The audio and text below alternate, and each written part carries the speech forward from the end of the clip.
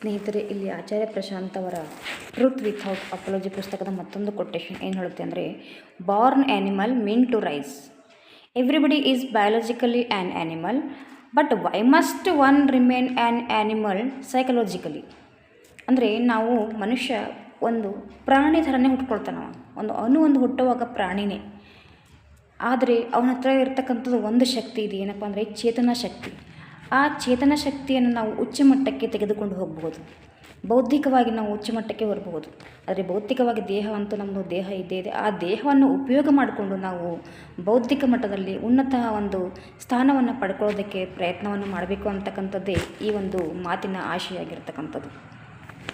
ನೋಡಿ, ಪ್ರಾಣಿಗಳು ಆಹಾರ ತಿಂತವೆ, ನಾವು ಆಹಾರ ತಿಂತೀವಿ. ಪ್ರಾಣಿಗಳು ಮಕ್ಕಳನ್ನು ಮಾಡ್ಕೊಳ್ತವೆ, ನಾವು ಮಕ್ಕಳನ್ನು ಮಾಡ್ಕೊಳ್ತೀವಿ. ಆದರೆ ಮನುಷ್ಯನಲ್ಲಿ ಇರ್ತಕ್ಕಂಥದ್ದು ಒಂದೇ ಒಂದು ಭಾಳ ದೊಡ್ಡ ಮಟ್ಟದ ಶಕ್ತಿ, ಚೇತನ ಶಕ್ತಿ. ಈ ಚೇತನ ಶಕ್ತಿಯನ್ನು ಪ್ರತಿಯೊಬ್ಬರು ತನ್ನ ಒಂದು ಸಂಭವನೀಯತೆ ಇರ್ತಕ್ಕಂತಹ ಒಂದು ಸ್ಥಾನವನ್ನು ಅರ್ಜನೆ ಮಾಡ್ಕೊಳ್ತಕ್ಕಂಥದ್ದೇ ಜೀವನದ ಮಹತ್ತರವಾಗಿರ್ತಕ್ಕಂತಹ ಉದ್ದೇಶ. ಈ ಮಾತು ವಿದ್ಯಾರ್ಥಿಗಳಿಗಂತೂ ಬಹಳ ಒಂದು ಅನ್ವಯ ಆಗ್ತಕ್ಕಂತಹ ಮಾತು. ನಾವು ಪ್ರಾಣಿಗಳ ಥರ ಹುಡ್ತೀವಿ, ಆದರೆ ನಾವು ಮನುಷ್ಯನಾಗಿ ಸಾಯಬೇಕು ಅಂತಕ್ಕಂಥದ್ದು. ನಮ್ಮ ಚೇತನ ಶಕ್ತಿಯನ್ನು, ನಮ್ಮ ಮನುಷ್ಯತ್ವವನ್ನು ಉಚ್ಚ ಮಟ್ಟಕ್ಕೆ ತೆಗೆದುಕೊಂಡು ಹೋಗಬೇಕು ಅಂತಕ್ಕಂಥದ್ದೇ ಈ ಒಂದು ಮಾತಿನ ಆಶಯ ಆಗಿರ್ತಕ್ಕಂಥದ್ದು. Born animal mean to rice.